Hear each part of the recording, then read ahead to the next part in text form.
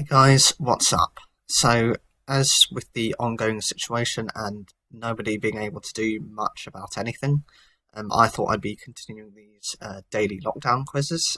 They're all anime based, and we're going back into a cycle. So I'm looking at anime in kind of the same order.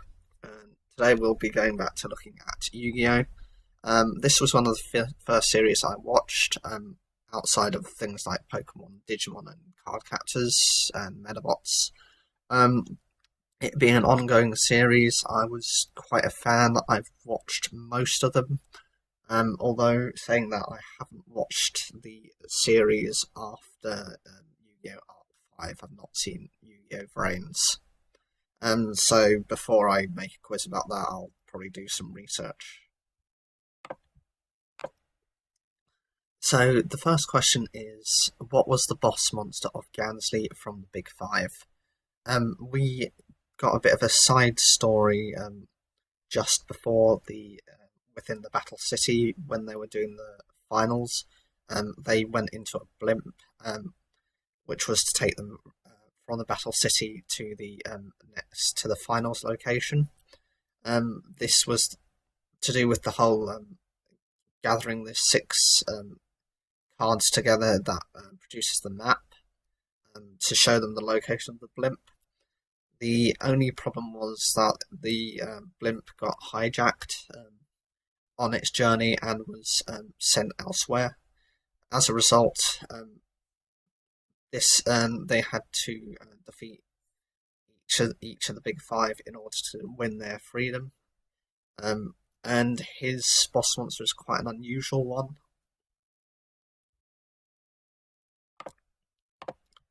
And the answer was Rainbow Snake and Ghana. Gansley's strategy was very much getting Yugi to destroy himself by sacrificing two of his monsters. He was able to redirect Yugi's attack back to himself, so he would take any damage from those effects, from those attacks. The one problem with his Deckmaster's special ability is that it didn't work for direct attacks, and therefore Yugi was able to pair, I think it was Karibo, with a spell card, which acted a bit like a rainbow, to allow Swift Guy, the Fierce Knight, to attack directly. We never saw Rainbow Snake and Ghana being attacked. A good thing too, because according to its anime effect, once it's sent to the graveyard, it will destroy all of your opponent's monsters. It's a level 7 monster, and it had 2,200 attack and 2,400 defense. You might not see that as that powerful, however, that effect alone is probably enough to kind of justify why it requires 2 tributes to bring it out, and not just the one. Question 2 is, which of the Charmer monsters was the first to be made into a Link monster?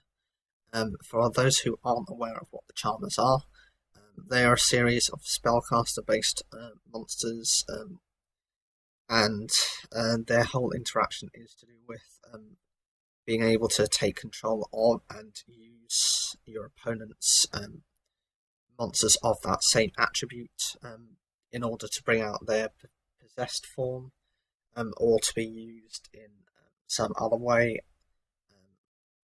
For example, with tribute summoning higher level monsters, or bringing out higher level monsters from your opponent. Each of the Charmers has one of the 6 attributes, so that's Earth, Fire, Water, Wind, Light, or Darkness, and they all have interactions. However, the Link monsters that have occurred are actually a lot more viable from the point of view that it does require the monsters of the attribute to be summoned. However, it enables you to search a monster of that particular attribute. So they're very generic searches for if you're looking for keycards of certain attributes, such as the fire-based one would be able to search out for Ash Blossom, and they all have their own interactions depending on how useful the attribute support is, but there being over 10,000 cards in the game, and a significant number of those being monsters, that shows how viable they tend to be. And the answer is Heater, the Fire Charmer Ablaze. This came from the pack Savage Strike, and this was released as of the 31st of January 2019 in the TCG. The other ones that have been released have been all the basic elementals, so you've got Araya for water, you've got Wind for wind, and you have Ursa for earth as well. Ursa was the last to be released. We don't have any confirmation as of yet whether they're looking at the other two, the light and the dark ones, but I would imagine since they've bothered to make these, they will probably make those as well. Okay, so question 3 is, what was the name of the strategy My Valentine used against Joey Wheeler in the Duelist Kingdom series? When they duelled, this was quite early on within the series, almost once they had arrived, because Joey had witnessed my defeat a duelist, and he had gone off running and crying about losing his star chips. Joey wanted to kind of show himself to be more powerful than he is, and almost risked losing the duel because he didn't understand what Mai was doing at the time, until he was given an instruction by Yugi to calm down. And the answer is the aroma strategy. Once Joey had calmed down and kind of was visualizing, he could actually smell something. It was the perfume that Mai had put on all of her cards. The picture that you're seeing now is the reaction she has once Joey figures it out. Once he's learnt this, he's able to calm down and actually defeat Mai. She's very shocked by this because she doesn't understand how someone like him would have the ability to kind of see through that strategy. Question 4 is, what was the name of the spin-off series featuring the original Duelist Kingdom characters? They had a series of 12 episodes in this series, and it was quite popular with a lot of people. It wasn't a main kind of Yu-Gi-Oh based series, but it featured quite a variety of different monsters that you wouldn't see traditionally within any of the players' decks. It got some sort of character interactions because the monsters themselves had personalities, well, for the most part.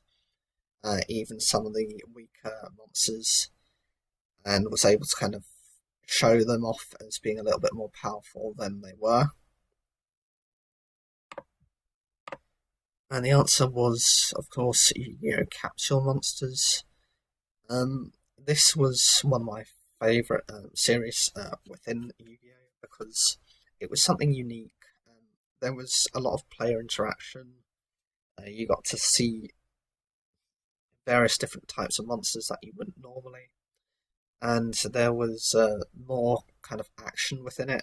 Traditionally, they have to kind of add the action in for the normal duels, but with this, it lends itself to kind of more drama much more easily. So, sticking to the theme of Yu-Gi-Oh! Capsule Monsters, what did the first challenge in Yu-Gi-Oh! Capsule Monsters involve? So I just want you to explain to me what the Yugi was doing within the first challenge, what it entailed, what monsters that he had to deal with, and any other parts to the situation as of what you can remember.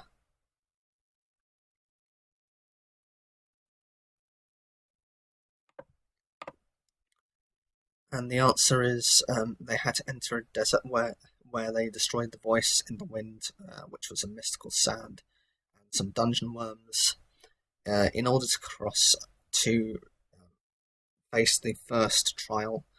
They used Niwatari, which are a type of desert chicken, and they were riding on those into the desert from a desert-based town. As soon as they got to a certain point, they started getting attacked by dungeon worms, which kept appearing. Eventually, they kind of got put into a sandstorm, but even within the sandstorm, that wasn't the true test. Yugi went on a bit later on and saw a mini tornado, which they called the Eye of the Tornado, within the main tornado, and he had remembered something a small girl had told him about the trial, that he had to progress throughout that. He struggled and actually fused with his dark magician to gain its powers. Once he got into the Eye of the Typhoon, he was able to see the monster, which was Mystical Sand, who tried attacking him with these kind of like sand-based hands to kind of keep him away. But he was able to both destroy the sand-based hands and to get close enough to use his attack, destroying a mystical sand, ending the sandstorm, and gaining the first part of the completing the first challenge. Okay, so question 6 is, what was the name of the Egyptian god which attacked with the Fist of Fate? There's only 3 Egyptian gods, so even from a guess you could probably get it. This card was used quite heavily by the character who was given it. Therefore, it's not a difficult question.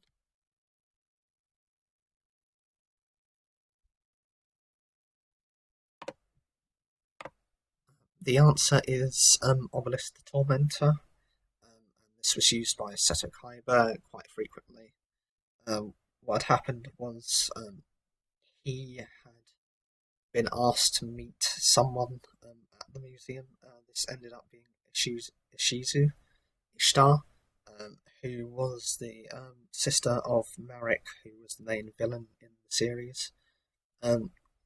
She spoke to him about his historic background, that he was one of the guards for Atem in the past and for the Pharaoh. And after her explanation, she said, "Look, I'm going to loan you this card, which I expect to see returned to me once the tournament has finished." He questions her on this and says, "How do you know I won't keep this for myself?" And she kind of responds by saying that it's not for him to keep, that this is a loan, and that she can foresee the future, that she will have this card returned. He takes the card, and the first time I think we see him use it is not really in a specific duel. It's more that he witnesses cheating, where someone has actually stolen another person's cards. Mokubo comes as the referee to try and stop the situation and say that that's illegal within the tournament. And then the guy says, "What are you going to do about it?" Seto appears and says, "Well, I'm going to deal with it." He ends up giving his opponent access to a lot of different cards, saying, "Here, you can build your cards based with these support cards." The guy takes up on the offer, but then we kind of see Obelisk use its abilities, and because the person becomes quite scared, he kind of gives up. Question 7 is, what was the machine-type fusion monster Kaiba used in Battle City? This shouldn't be a difficult question because he only relied on a specific set of monsters. And mostly these tended to be used as tribute fodder for the Egyptian god. However, there were interactions with this card. He used it within his duel against Yugi.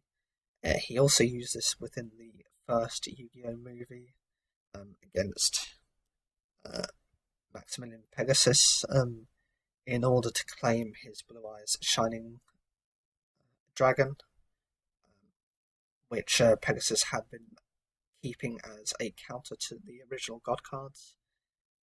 It's a powerful machine type, but it's actually also used by a different character within Yu-Gi-Oh! GX as well. Although saying that, he tends to go for the full version of that monster, not just the specific 3-card combination, but the card requires 5 cards and 2 fusion monsters to bring it out. So essentially you are looking at about an 8-card combo, 7-card combo. And the answer is XYZ Dragon Cannon. This is made of 3 monsters. This is X and Dragon Head. Sorry, that should be X Dragon Cannon, Y Dragon Head, and Z Metal Tank. And its effect enables you to discard 1 card to destroy a card your opponent controls. The effect wasn't used that heavily, but it was more used to tribute the Obelisk the Tormentor onto the field. Okay, so question 8 is, which type of monster cards does Taya Gardner rely on in Duelist Kingdom? We only actually see her duel, I think, once, and this is actually shortly after the battle where he loses to Kaiba and says that he won't duel again. Mai tries to get him to stop pitting himself and to actually grow a backbone, and then tries to challenge him. He refuses, so actually Taya challenges Mai in his place to get his star chips back. She uses quite a questionable type. Not so much for her, but at the time there weren't that many of that type's strong monsters, and one more on account of Mai having pity for her than actually through her own skill base. The answer is fairy type monsters. She used cards such as Shining Friendship and Petite Angel, most of which were quite useless against Mai because she had either cards which directly countered some of the spell support she tried to use with them. I think there was the Shining Bow and Arrow card, which was used to boost Shining Friendship up to 1600 attack, and then you've also got Elf's Light, which boosts that a further 400 attack. Mai had lots of different counter cards to that, including Mirror Wall and Harpy's Feather Duster to remove all the spell and traps. Again, it was just a case of Mai pitting Taya at the time. Otherwise, she probably would have defeated Taya. Question 9 is, what was the name of the boss monster used by the Paradox Brothers? These were 2 of the hunters that Pegasus had put on the Duelist Kingdom to kind of speed up the duels. Their purpose was to kind of eliminate the weak ones, leaving only the stronger ones to kind of battle amongst each other. They used very devious tactics in that if someone would enter the maze, they were pretty much trapped in there. The only option they had was if they actually completed the duel successfully, and then managed to get the gate correct. One would send them on the correct path. The other would mean that they would be lost in the maze for eternity. There was another one of these people who used whose name was Panic, and his specialty was to create fear. He used things such as fire to scare his opponents into not thinking straight and causing them to make rash and illogical decisions. This boss monster is actually made up of 3 cards, and is a very powerful monster in general. The answer is Gate Guardian. It was made up of 3 monsters: Suijin, Kazajin, and Sangha.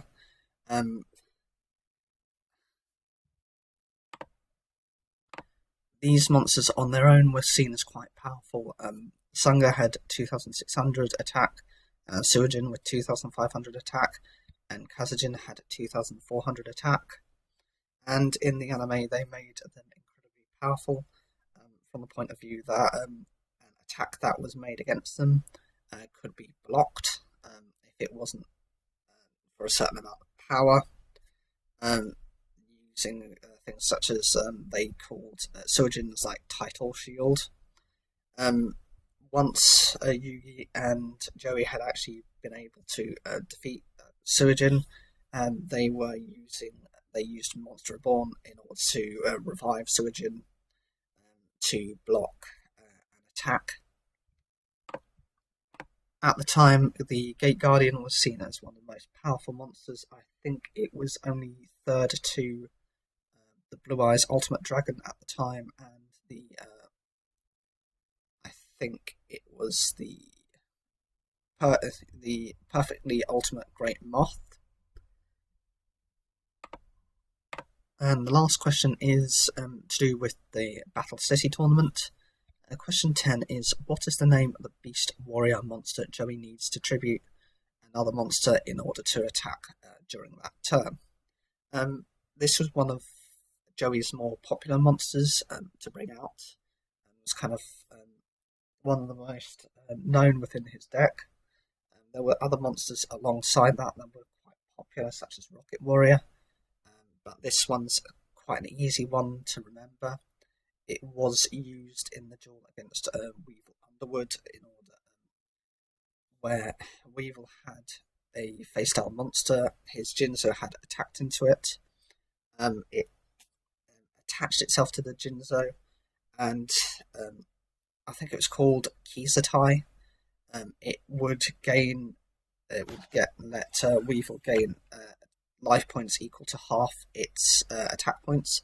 So Jinzo had 2,400 attack. Weevil every turn was gaining 1,200 life points, making it very difficult for Joey to win without removing Jinzo from the field.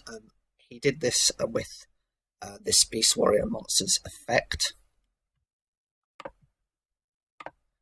And the answer is Panther Warrior. This was a very common monster used by Joey. The reason I specified in the question Beast Warrior is because later on, after that duel, Joey wins against Weevil and takes his Insect Queen. That's also a monster that requires you to tribute another monster in order for it to attack. That's why I thought there was a need to kind of clarify it. So, how did you do in this quiz? This one is obviously Yu-Gi-Oh based, and it looked mostly at the Battle City tournament. I probably will be looking at more going into the future about different series. And probably in the next one, I might be looking at maybe the series which was Waking the Dragons, or one of the other series, just to kind of change it up a little. How well did you do? Was there any questions you were quite interested about and didn't know anything about? Leave your comments down below, like the video if you enjoyed it, and don't forget to subscribe.